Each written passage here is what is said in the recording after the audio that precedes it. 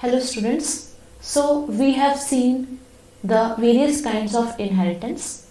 So basically the inheritance is, it can be single inheritance, it can be multi-level inheritance, or it can be multiple inheritance, and there can be any combination of these inheritances which we can say hybrid inheritance. Okay, so what is single inheritance? Single inheritance means there is a single base class which is inherited by a derived class. Okay, so we have seen so many examples of single inheritance. We have also seen multi-level inheritance. In multi-level inheritance there are multiple levels of inheritance, which means a base class is inherited by a derived class which can further be inherited by another derived class. Okay, so here derived 1 is inheriting this base class and derived 2 is inheriting derived 1 class, and this hierarchy, these levels can go on and on, so you can have any depth. Okay, what happens in multiple inheritance? In multiple inheritance there are more than one base classes. Okay, here I am showing two base classes, base 1 and base 2, and if these are inherited by a derived class, then this is called multiple inheritance. Okay, so there can be multiple base classes here, and hybrid inheritance can be any combination of these. So if here in this example we have two base classes, then here we have multiple inheritance, but we also have multi-level inheritance. In this example there are 3 levels, plus there is multiple inheritance at the topmost level. So this kind of inheritance, which is a mixture of these things, that is called hybrid inheritance. There is also another term which is called hierarchical inheritance. We have also seen examples of this. In hierarchical inheritance, basically a single base class is inherited by multiple derived classes.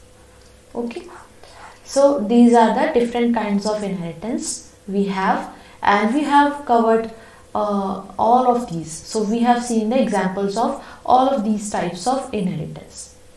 Now I want to talk about a problem which arises due to multiple inheritance, and that problem is called ambiguity. Okay, so let me first erase this ink on the slide.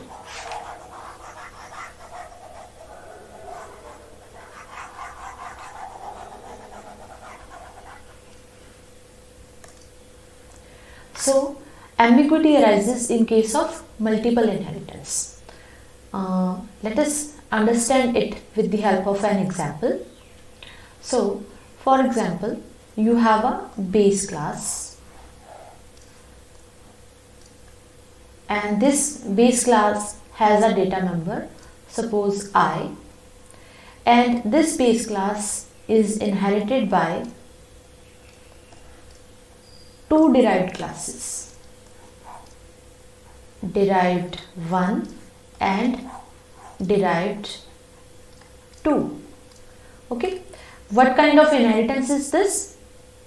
This is hierarchical inheritance. Okay, we have not yet seen multiple inheritance, but soon you will see multiple inheritance in this example also. So what happens when this is derived, this base class is inherited by derived 1 and derived 2? Suppose I is public here, this data member is public here. So I becomes a member of derived 1, I also becomes a member of derived 2. Now there is a third class, derived 3, and this class is inheriting both of these classes, derived 1 and derived 2. So now here what kind of inheritance we are seeing? Here we are seeing the multiple inheritance, because one derived class is inheriting from multiple base classes. Okay.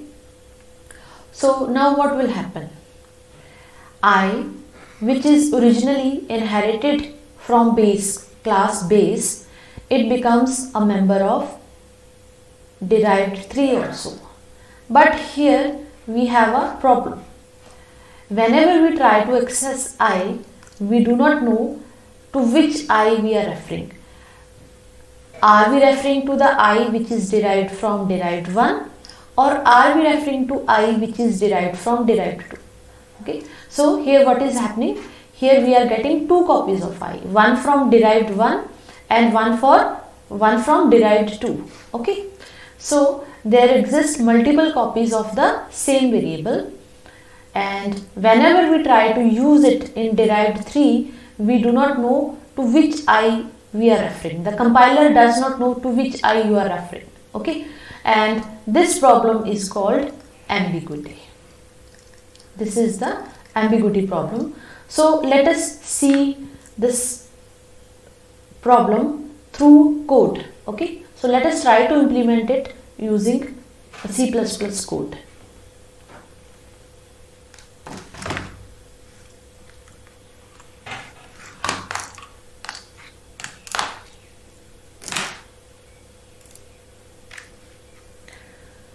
So first of all, we will create the base class base, and in this base class, let us have a public data member int I.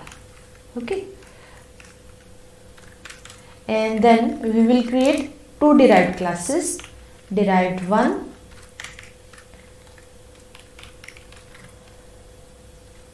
let us have some variable j here. Okay, and derived 1 is inheriting base class, so here I write public base. So the public data member I of the base class also becomes the public data member of derived class. Okay, so this derived 1 class has two members, I and j. Okay, so similarly, let us define another derived class, derived 2. It is also inheriting from base, so it will also have two data members, I and k. Okay, and now we will create the third derived class, derived 3, and it will inherit the derived 1 and derived 2 classes. Okay, and here also let us define some data member, so let us say sum. Okay, so this is how we can implement the explanation, the previous explanation which I showed you. Okay, so now let us define the main function. In the main function, let us create an object of derived class. Okay, so I create an object of derived 3. Okay, and derived 3, how many public data members it is having? It is having because it is being derived from derived 1, so derived 1 has I and j. So I and j come to derived 3 by virtue of derived 1, and derived 2 also has I and j, I and k. So another I and a k, they become the member of derived 3 by virtue of derived 2. Okay, so now it has got 4 public data members by virtue of inheritance plus it also has its own data member sum. All these data members are public data members. It means we can access them outside the class. Okay. So now let us try to access. ob dot I is equal to suppose 10. Then ob dot j is equal to 20. ob dot k is equal to 30. Then ob dot sum is equal to ob dot I plus ob dot j plus ob dot k. Okay, and see out ob dot sum, return 0. So here we are accessing all these data members one by one. Okay, so let us try to run it.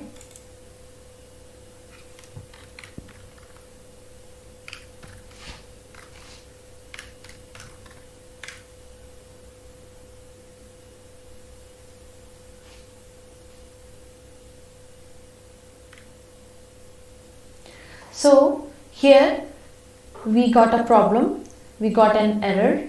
Error is request for member I is ambiguous. So here member I is ambiguous. The compiler does not know to which I you are referring, because derived 3 has got two I's, one from derived 1 and another from derived 2. Okay, so if I comment it out, then it is again giving us a problem. Why? Because here also we are accessing ob.I and the compiler does not know to which I you are referring. So what is the solution to this? There are two solutions. One is using the scope resolution operator and another is using the virtual base classes. So first of all, let us see the solution using the scope resolution operator. So as we have two I's, we can tell the compiler which I we are using by using the scope resolution operator. So here ob.I means we have to tell the compiler whether we want to access derived 1's I or derived 2's I. Okay, suppose I write derived 1 then scope resolution I, it means we are accessing derived 1 class I. Okay, and here also I write derived 1 scope resolution I. Okay, now we are accessing the I which has been derived from derived 1 class. Okay, we are not using the I which has been derived from derived 2 class. Okay, so let us run it. Now there is no problem and it is giving us the answer 60. Okay, 10 plus 20 plus 30 is equal to 60. So you can also change it to derived 2. Okay, so derived 2.I, derived 2.I. Here we are changing, we are using derived 2's I, we are not using derived 1's I. Okay, so here also the problem will be overcome. Okay, and you can also use both. Okay, so suppose here we are using derived 2's I, ob dot derived 1 scope resolution I is equal to let us say it is 40. Okay, so here also ob dot derived 1 scope resolution I. Okay, so now we are making use of both the I's, one I from derived 1 and another I from derived 2. Okay,